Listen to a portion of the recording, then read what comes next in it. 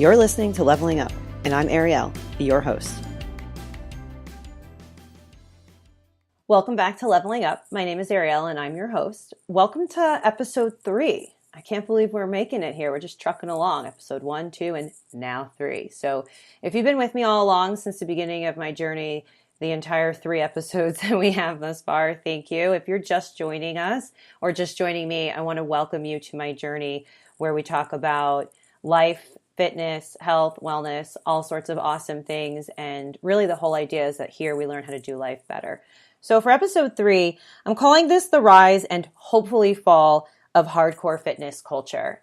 And I wanted to use this episode as an opportunity to have a dialogue about the fitness world in which I reside and you reside in too. If you are a recreational fitness person, and whether you're an athlete, bodybuilder, competitor, whatever you are a fitness person. And whether you work out at home, if you go for a run on the street, it doesn't really matter. You are an athlete and you are a fitness person. And I wanted to have a conversation about what we call hardcore fitness. And hardcore fitness is what has given way to a term called the rise of fitness culture. And I want to emphasize the culture part because the word cult, right? And if you think about the word cult, a cult involves a group of people who are like-minded, who may sometimes be blinded or obsessed by a greater cause. And they band together and they have their own terminology and their own way of life. And they might even eat a certain way. Like, for example, people called CrossFit a cult because CrossFit, they don't call them CrossFit gyms. They call them CrossFit boxes. And CrossFit has its own lingo, its own vocabulary. CrossFitters typically eat a paleo lifestyle. So there's this whole concept that it's an all-encompassing lifestyle. So I'm going to emphasize the word cult when I talk about this fitness culture because there's this push going on, not just here in Los Angeles, but all over the United States to be more active, which in turn then gives way to dieting. So now we have this lifestyle of living and breathing, but also the way that we are eating. And in this cult, people push each other to become more active. They egg each other on, they encourage them, they compare themselves with one another to take more classes, to spend more time in the gym, and they challenge each other. Like, who can do more cardio, and whose workouts were more difficult, and how many workouts did you do today, and what are you going to do tomorrow? What are you eating? What are you going to eat or not going to eat? Or what did you eat? Or what's your pre-workout, post-workout, your supplements? Like this whole dialogue. And that is the rise of hardcore fitness. It's this obsession.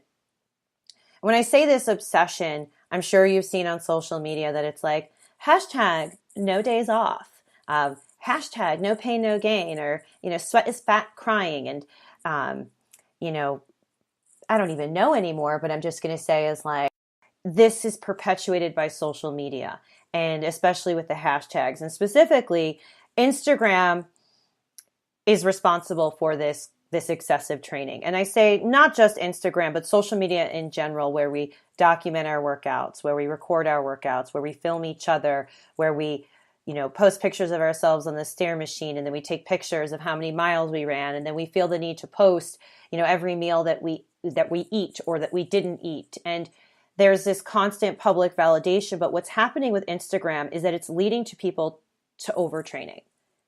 And this overtraining, it isn't fitness anymore.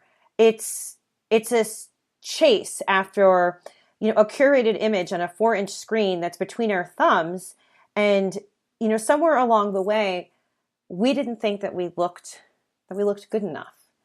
Somewhere along the way, we saw an image, we looked at something, and we thought that I need to look like that. And when I look like that, everything in my world is going to get better. When I look like that, I'm going to have the girl or the guy. And when I look like that, I'm going to be happy. And when I look like that, I'm going to make more money. And the sad reality of it all is that looking a certain way does not render those things. People who love you, if you were to ask them, don't love you for what's on the outside. They love you for what's on the inside. So I really want to continue to remind everyone that's listening is that you are perfect in this very moment. This is where you are supposed to be. And it's okay if you want to evolve and you want to level up and you want to rise, but it's not okay to allow social media to feed into this obsession with ourselves, this endless thirst to have what others have or to want what others have. And we think that what we have isn't enough or it isn't desirable. And we seem to think that what's on that screen, that dream body, that perfect man, that perfect woman, or that tasty, healthy food, or the best gym, or that workout, that it feeds into this element of shame that like what we have isn't good enough.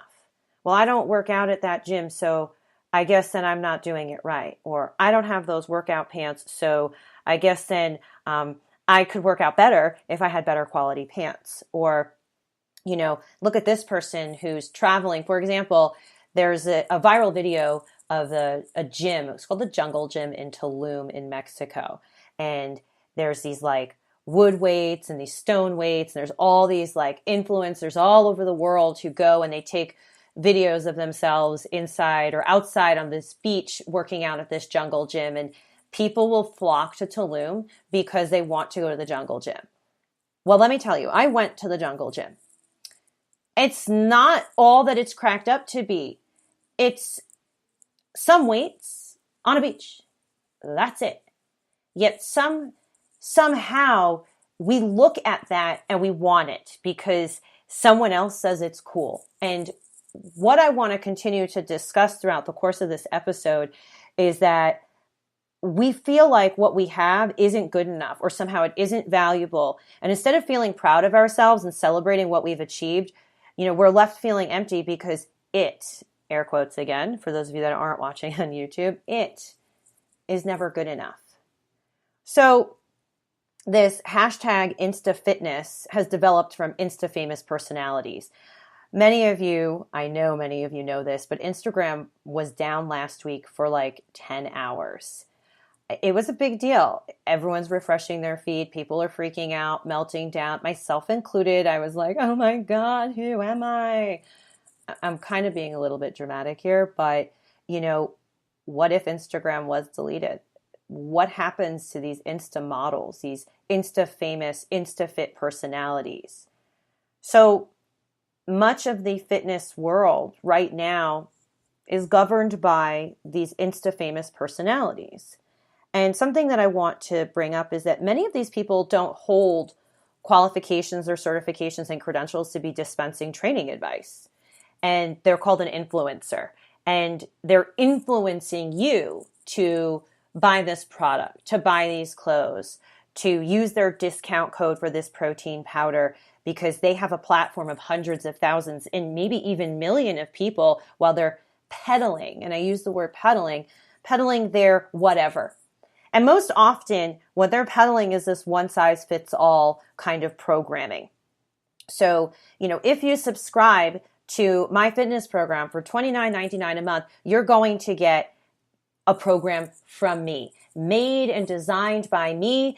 And while those Instagram personalities are brilliant marketers, undoubtedly beautiful human specimens, what they're really saying is buy my program and you will look like me. And that's what I hear. And that's what I think when I look at these programs or I look at these big box accounts. It says buy my program and these right here, this body is the result. My program is going to make you happier because you will have that bikini body that you always wanted. That's what I think of when I see that. And the reality is we need to be real. 1, that's not possible. 2, that's not happening. And 3, it's not realistic. It's not realistic. So while you may see, results initially when you buy a program, and I don't want to devalue anyone's success or hard work. That's not what I'm saying here. Those results from these one size fits all programs won't last because one size fits all programming can't work. And I'll get into the reason why it can't work in a second, but I want you to hold that thought because I want to talk about this concept of the influencer. There was a recent scandal about a Instagram model / fitness personality named Brittany Davis out of Texas. Now, Brittany Davis has 500,000 followers on Instagram, and she's an influencer. And she was recently brought up on egregious charges of stealing from customers that bought her program and never delivering the product. Part of the allegations against her were that she guaranteed 24/7 accessibility to her. So you could like text her and call her and, she'll respond to you and all those kinds of things. But the thing is she says this, and I did a lot of research on her over the last, month and a half or so, that, she became so overwhelmed by the influx of people trying to, reach her, get a hold of her, who wanted, a little piece of who she was, that she got overwhelmed and she couldn't handle the volume. But the thing is she took people's money. If you go to her Instagram page, which I've gone to it, I don't follow her, and I would never follow her because she doesn't resonate with me. And I'll talk about influencers and who resonates with me and why or why not later on. But the thing that I found profound was I wanted to read the comments in the last month and a half on her page, and it's heartbreaking. There's these women all over the world that bought into her dream, that bought into her false promise of, buy my program, you will look like me. And the part that breaks my heart is that not only did you sell them something that was a lie, you didn't sell them anything. These people didn't get anything. And for a lot of these people, they wrote that like, my 16-year-old daughter saved her money to buy your program, and you can't even refund the money. And that's the thing, she's not refunding money. So this term influencer in this fitness day and age, like, we need to reevaluate who we call an influencer. Like, to have influence, to me, I think of influence as a term that has the ability to empower, inspire, to enact change. To influence means to create something in the aspect of it lights a fire in someone. It's like a domino effect, that you lead by example and other people want to follow. You have influenced them with your expertise or your dynamic energy, or you've inspired them by using your story to influence them to make change. To influence, to me, isn't selling protein powder, isn't selling a program, because as I've mentioned before, a lot of these people that are selling these programs are not qualified. And in this case with Brittany Davis, you see that not only was she, listen, I don't know if she's not qualified, I don't know her credentials, but she was not qualified to be able to deliver on a product. And that's stealing, and that is wrong. So I think in this rise of this fitness culture, how and where, when we spend our money, it needs to seriously be regulated, or we need to think about how we spend our money. So coming back to my other thought, where I was talking about that this one-size-fits-all program doesn't work. And here's why. Let's liken it to education, because I know you guys know that I'm a teacher. For those of you who are just tuning in, I am a full-time teacher as well as a fitness professional. And in education, we know that every student learns through different modality. Plain and simple. You know this. Think about yourself. How do you learn best? I know for myself, I'm visual and kinesthetic. I do not learn just by listening. To me, hearing things is super abstract. Reading things helps, but I have to annotate it deeply. Every single person is distinctly different. So we know in a classroom that some students have, aids. They have a one-on-one. Some students are special education and they receive different services, or a self-contained classroom. Some students are highly gifted. Some kids are honor students. Some are in a magnet program with a very specific focus. Some learn, like I mentioned, by doing, hence kinesthetic, getting up and moving. That's why we have some of our kids that have a, strong athletic leaning, our athletes, right? And then we have also our artists, people who are much more visual like myself. And there are people who learn by listening. Some people who learn just by seeing. And well, just like anywhere else, we have some who don't put in the work and then wonder, why we aren't doing well, or why am I not passing? And it's the same in the fitness world. Doesn't it sound familiar? Oh, I don't want to diet and I don't want to exercise, and why don't I see changes? It's the same thing, fitness and education, right? So a one size fits all approach to either, whether it's a fitness program or whether it's to employing educational advice or educational academic content rather, that, programming for our bodies and the classroom must be differentiated to achieve results, period. Everybody, and I'm going to emphasize the body is different. We require personalized attention, right? So when I say personalized attention, we require personalized attention for our unique bodies, and we also require personalized attention in education. We all learn at different rates, different paces, through different styles, and in fitness, it's the same way. Your goals should be designed for your body based upon where you want to go and what you want to do with your body. Your health history plays a role, and so much more. So in order for a fitness program to be effective beyond the short term with lasting results, an expert needs to take the time to tailor workouts, to readjust workouts, to check in with you, to reevaluate your macros and other approaches to eating to ensure safe, effective, and long-lasting results. And trust me, and I say trust me, that the wrong coaching can mean all the difference in your long-term health and well-being, as I'm living proof of someone who was coached by someone who basically gave me a version of her workouts as well as her diet. And it worked initially. And this was for my first bodybuilding show. I hired a completely brand new, inexperienced coach. I didn't have the money to pay for someone who is highly qualified, because great bodybuilding coaches will cost you hundreds of dollars a month. And as being someone who is brand new to the sport, my husband and I thought, okay, well, here's an opportunity to hire someone who's new, give them a shot, and, we'll go from there because it's more financially feasible for us. So this woman, who was also a figure competitor, met with me for lunch, and she said, okay, and this was in like April, May-ish. She said, okay, well, I'm thinking an 11-week prep for you. So you'll do a Labor Day, September? Labor Day. You'll do a Labor Day show, and, we'll get you started with a diet and a program, and you're going to train 6 days a week, and you're going to drink a gallon of water. And she gave me her program and her diet. And initially, the weight melted off. I mean, within a month, I was looking awesome. Within a month and a half, I was looking great. So like by end of July, I had visible abs. My booty was small. I had trimmed down so much and so fast. And,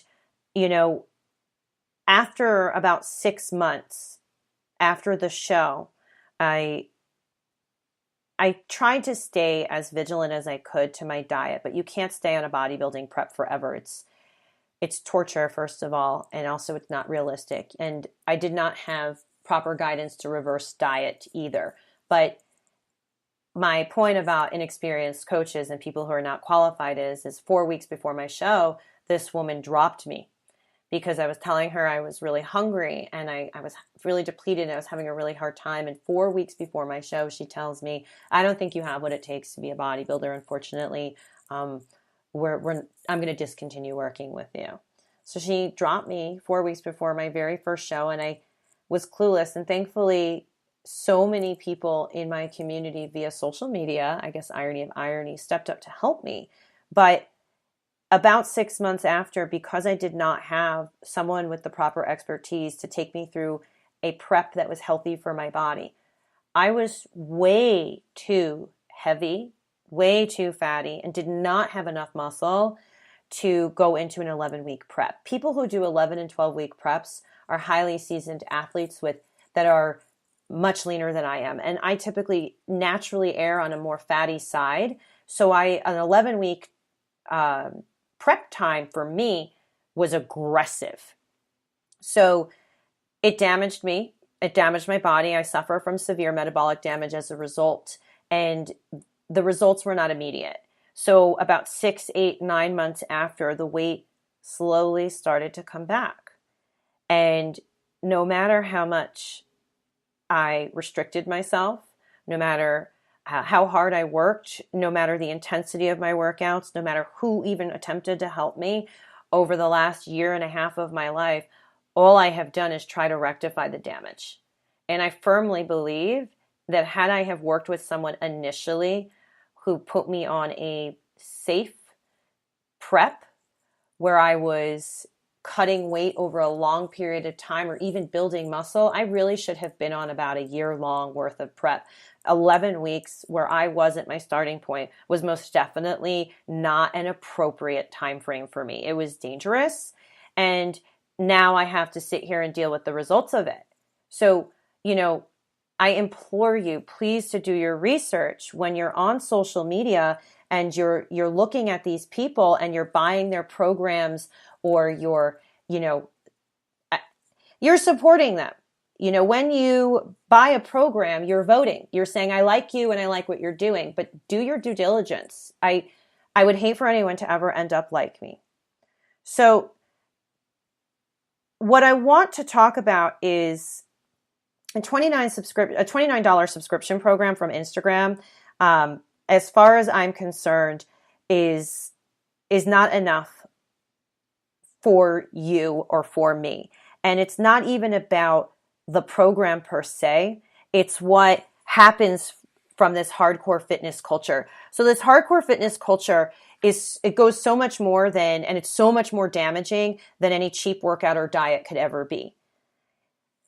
I want us to think about how we feel when we scroll through our newsfeed on Instagram. Like, what kind of emotions do you associate as you're thumbing up and you're double tapping?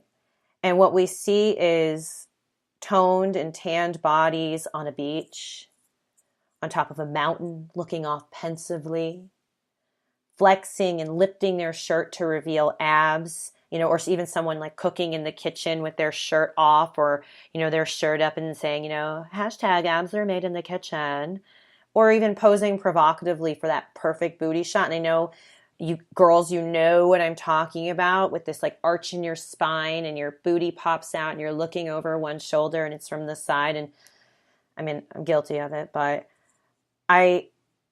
all of these things in this fitness imagery that's being, cranked out has harmful effects on us. It has harmful effects on our confidence, on our self-esteem, on our body image, on our self-worth. So I don't know about you, but as far as I'm concerned, this imagery is the opposite side of fitness. I see fitness as, body inclusivity, not exclusivity. And I'm starting to feel like the world that we're living in is that fitness has become an extreme sport. The sport of looking a certain way is what we're focusing on right now. And that's not fitness. Instead of excessive exercise and dramatic weight loss and disordered eating that we're celebrating and promoted like badges of honor, we look at that as someone thinking that that's mental grit and determination, when in reality it's completely warped. We look at these people who are like, writing on social media that they woke up today at 5 a.m. and they did 60 minutes on the stair stepper, and then they lifted, and then they went to work and came back to the gym, and then they, did cardio and lifted again. And we're heralding that it's like, a crowning achievement of mankind. And that's not a crowning achievement of mankind. It's an obsession, and it's an unhealthy obsession. And for me, I've had to really work really hard over the last couple of years since my bodybuilding show, as my weight started to increase and as my body started to change. And for those of you that are watching on YouTube, you can see my face is starting to change because I'm emotional about it. The first order of business for me was to unfollow these big box accounts. These accounts that I looked at and had a visceral reaction to, where I would almost seize up and my shoulders would cave in around me, and I wasn't feeling good about myself. I looked at these women and I hated who I was. I was filled with shame. And if I'm being completely honest, I even have some of these feelings with people who I'm friends with. And I'm going to again use friends, but maybe even people on the periphery of my life. And I'm going to say, for anyone who is struggling with body image, part of regaining back your sense of self is first and foremost unfollowing people who evoke negative emotions. Plain and simple. not just aesthetically. Bad juju all around. Fill your feed with optimism and positivity and people who lift you up and people who you want to be around. But I got to tell you, the last thing that you want to do is go ahead and consciously surround yourself with people that evoke from you a negative feeling and emotion. So there's a very famous Instagram trainer out of Australia, and I'm not going to use her name because my job here isn't, at least how I feel, I'm not here to like blast anyone or hurt anyone, but I'm using this person to share a story. She has this program that's called BBG, and it's her, bikini body guide. She has 11.2 million followers, and I had to write that down because I didn't know how many followers she had and didn't know what her program was. I knew she had a program, but I didn't know what it stood for.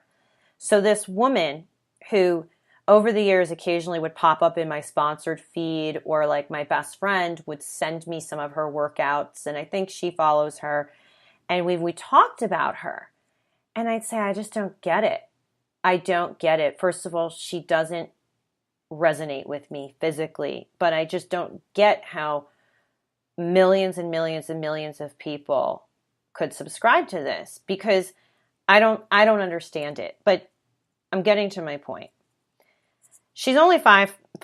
I'm only 5 feet, but 5'5" isn't tremendously tall. But given the way her videos and her images are portrayed, she looks easily 5'8", 5'10", 6 feet tall. And we know that, again, Instagram is an image. It's a carefully curated image. And I always say that, a carefully curated image that we choose to share with the world. Nobody's going to share their worst side or their bad side. Everything that we're going to share is going to be us looking at least what we believe to be our best side. So her body type is very different than mine. I'm short and I'm dense, and this woman is what I thought was tall, when in reality she's 5'5", but she's got very lean, a softer frame, softer muscle. I like CrossFit-esque kind of physiques. I like, bolder shoulders, and I like, wings, which would be lats. I like teardrop quads. And that is just a preference of aesthetics that I celebrate. And I celebrate that because as a woman, for a woman to be able to get to that level, to have that kind of definition, it has taken so much hard work in the gym and a manicured diet that is success. But this woman and I look completely different. So I don't follow her because I don't think that her workout program would work for me. I look at her body, and while she has a very lean physique and she's a beautiful woman, her approach and her workouts aren't for me. Yet millions and millions of people are buying it, but I'm willing to bet that her program probably wouldn't work for me because my body needs a different type of fitness, precisely because we are different people. And that doesn't devalue what she does and who she is, because she's clearly built an empire. But what I'm telling you, everyone that's listening, male, female, however you identify as a gender, is that if someone on social media doesn't make you feel good about yourself and you don't feel good while looking at that account, don't look at it. Plain and simple.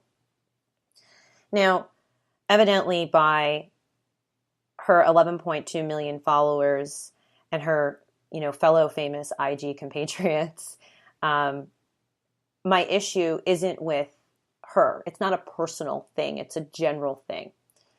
And the general thing is, and I'm going to read this because I wrote it down and I want to share it, is that she had posted back in April a tightly cropped photo of herself where it was her lying down, this Instagram person in Australia. Her shirt was up, revealing shredded, tanned abdominals with a smile on her face.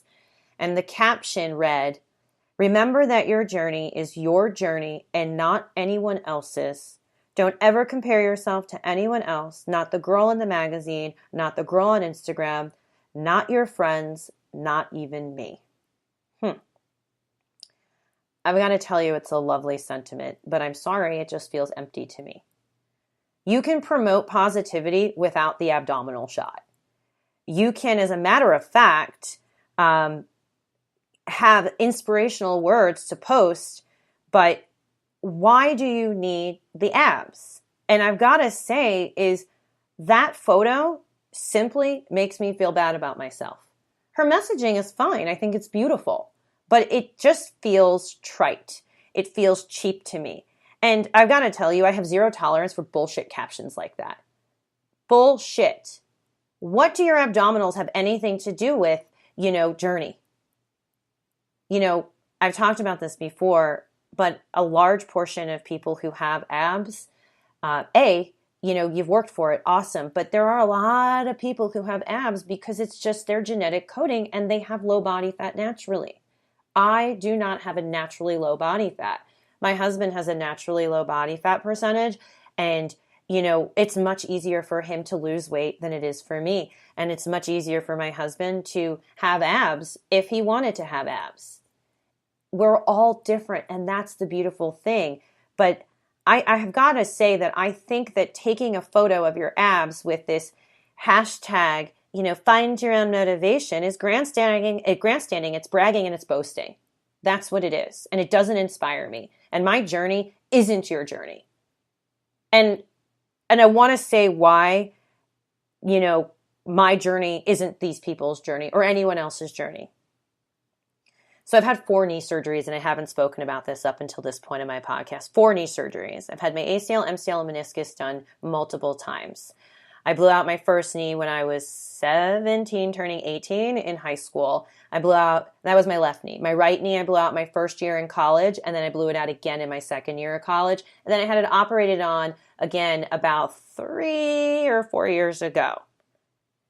I have trained, competed, and placed in my first and likely only bodybuilding show of my life. And I say likely my only bodybuilding show because of the metabolic damage that I have suffered as a result of my first show. I don't think I'm ever going to be able to compete again, and that's okay.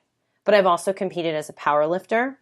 I also have CrossFitted, and I'm proud to say that last year I competed completed my very first CrossFit Open, and I had RX'd all the workouts. Now, for those of you who CrossFit and you do the Open, RX is a term that I'm going to use lightly because as long as you do the workout as prescribed, whether you finish or not is moot. It's that you still just did the workout as prescribed. But my metabolic damage as a result of yo-yo dieting and my inability to shed fat is a result of overtraining. It's a result, and it's really emotional for me because I did this to myself. I've also had bad advice and I've worked with bad people, but it's because of a toxic mindset. And it's neither here nor there. And that toxic mindset gets perpetuated by what we see, what these images are being pumped into our lives via social media. So no, I'm not that girl in the magazine. And I don't have 11.2 million followers on Instagram. And I have friends that are way more fit and more fit looking and don't work nearly as hard as I do. And does it suck? Yeah. But I'm a fighter, I'm a survivor, and I'm a warrior. I'm mentally tough, and I can rise up and beyond this. And not always, but usually I can, and many people cannot. Many people look at the photos on social media and on these influencers' accounts, and they feel discouraged.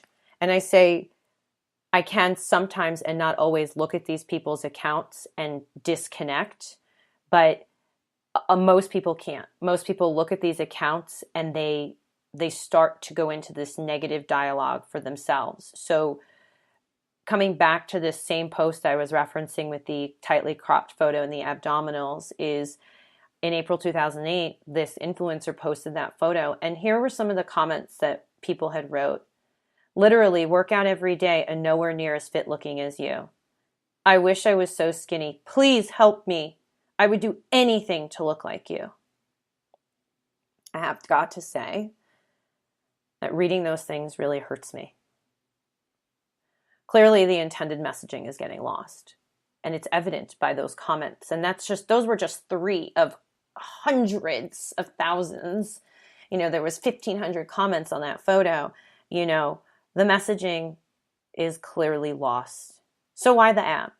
Why not post a picture of you smiling or reading a book, or for God's sake, in a field with poppies, like every other SoCal influencer is doing right now? For those of you who don't know what I'm talking about, here in Southern California, we have a poppy super bloom of wildflowers, and people are flocking to these preserves and these parks and these hikes to go take photos of themselves, like, crouched in a bed of flowers with a hat on, and then writing some inspirational quote about life. And, just, if you're going to do that, please, please, please do not trample the flowers, because this is a preserve. And if you destroy the flowers for the sake of a photo to get a double tap, aka a like, you're ruining it for other people. But I was kind of being sarcastic there. But again, I'm going to continue to say is like, why the abs? What do the abs have to do with trying to motivate and inspire people? It's extrinsic motivation. And extrinsic motivation is a low form of long-term results when it comes to motivation. Like I had said earlier, so you get the abs, then what happens? You're not going to magically make more money because you have the abs. You're not going to all of a sudden find love because you have the abs. You're not going to get the recognition that you're craving from maybe your family, from your spouse, or from your friends, or from your boss, all because you have abs. So I don't know. Maybe I don't get it, and I don't think it's me. And I do know that I'm an outlier in a world, in an industry that says that, if I wake up and I do fasted cardio and then I lift and come back to the gym, like I was mentioning before, that, that somehow my self-worth is toggled to that, and it's not. My self-worth is not toggled to how I look. And it's a really hard thing to say, because I do struggle with that on a daily basis. We all do. We all struggle with, my gosh, I'm working so hard and I don't look this way, and why isn't it happening? And then we go down this rabbit hole and it seems like you can't ever come back. But I want to ask you is, how does an obsessive gym life and looking a certain way contribute to the legacy that you leave behind in this world? How? For God's sake, I sure as hell hope that at my funeral, you don't talk about how I looked. I would hope that people would revel in the things that I did in this world, like the children that I got to college, the way that I lived my life with honor and integrity and dignity. I sure as hell hope that nobody spends their time talking about the car I drove or where I lived, because none of that matters. And this world that we live in with these influencers is we must take back our power. And we must not let these influencers continue to have that influence over us to derail us, to make us feel bad about ourselves, to make us feel like, we are less than who we are and who we should be. So we need to take back our lives. And we need to do that by restoring balance to our fitness regimens. So working out every day, multiple times a day, with the incessant need to post how much you lifted or how light it was because it wasn't a heavy day, and oh my God, I took 3 group fitness classes today, tells me that you're missing the point of life, health, and wellness. Because life is meant to be lived, my friends, and you can't live life if you're always in a gym. Sure, I'm going to say that like training for a show or a competition is really important. But if your life revolves around skipping social engagements, or you're fearful of missing a workout because it's going to derail your progress, then it makes me sad for you. It also makes me worry about your psychological state, but that's not living. It's not living if everything revolves around your boiled chicken breast and your rice and your steamed broccoli. It doesn't make you tough, and it doesn't make you strong for that kind of obsession and that restraint. As a matter of fact, I'm going to be so bold as to say it makes you dumb. And I'm not going to apologize for that. I'm not going to apologize for saying that you are potentially causing your body irreparable damage. Overtraining can lead to so many things. And I've experienced, if not all of these, more. So I want to just kind of talk about what it does. I've mentioned metabolic damage. But What else that overtraining does is that it can make it nearly impossible for you to ever see results. Regardless of, and I say ever see results regardless of your diet and your fitness level. Overtraining also leads to injuries. You never quite heal. Something always hurts. Your rotator cuff and this and that, and it comes from excessive use. You're held together with KT tape and you're wearing a brace, and you come home and you're icing and heating padding every single day, but you're not an Olympian because you're working too hard. You're not giving your body the time that it needs to repair itself. Overtraining can lead to adrenal fatigue, plateaus, depression, fatigue and lethargy, excessive soreness, aches and pains, and so much more. So I'm sitting here and I'm thinking, this is the polar opposite of what fitness is supposed to do and be. Fitness is designed to extend our longevity. It is designed to keep our hearts and our minds healthy. It's designed to help us. And if I'm talking about this pendulum that has swung to the other side in this hardcore fitness realm, this rise and what I hope to soon be the fall of hardcore fitness culture, is up to us. It's up to you, it's up to me, and it's up to everyone to hold others accountable to a truly healthy and well-rounded fitness program and to celebrate movement. And I say celebrate movement because it feels good. Because lifting weights builds bone density. It's what's going to keep women healthy as they age and prevent them from developing osteoporosis. It's also going to help men from decreasing muscle mass as they age. It's also going to be functional, first and foremost. Like, functional movement is essential to, hence the term functional, right? It's a great way, fitness, to disconnect. It's a great way for you to just forget about life and just blow off steam. It's detoxifying, but above all, like, fitness is supposed to be fun. If you're dreading your workouts, that's also a part of overtraining. But if you're like begrudgingly going to the gym, and let me tell you, I have gone through countless workouts where I had been crying through what I was doing. I would be on, the treadmill at 6 a.m. in the morning, and I had to put on Backstreet Boys because Lord knows that was the only thing that was going to get me through it. And I was literally crying as I was sweating. And I make a joke sometimes in my fitness classes. It's like, if you're crying, nobody knows. Is it sweat or is it tears? And it's a joke, but like, your workout shouldn't make you cry. Like, you shouldn't cry because you're upset. You shouldn't cry because you don't want to be there. Fitness isn't about never taking a break. That's not what this is about. Our muscles need rest in order to grow. When we work out, our muscle fibers tear. And when they tear, when we are sore, is when they are, and we are resting, is when they are repairing themselves and healing. And what happens when we rest is it allows those muscle fibers to heal, to effectively build muscle. But if we don't rest, and we're constantly tearing those fibers and not allowing them the time to repair themselves, you're never going to see the progress that you hope to see. And it's going to lead into this massive cycle, as I've mentioned before, of you're going to work harder, you're going to restrict even more, and you're going to continue to get sicker, more tired. And I say fatigue and lethargy because for the last year and a half, I've suffered from extreme brain fog. I would literally be coaching a workout and had no idea what I was doing. I would literally be in the middle of it, timing something, and be like, oh my God, what are we doing? And that's not what it's supposed to be. And that was because I was taxing my body to a level that, it didn't need to be taxed because I wasn't seeing the results and I went into freak out mode. Fitness is about moving better in our bodies and nourishing it with wholesome food that keeps our mind and body fueled. So what I'm asking of you, my friends, and what I'm asking of you, my listeners, is, will you join me? Will you join me in committing to restoring integrity to your life?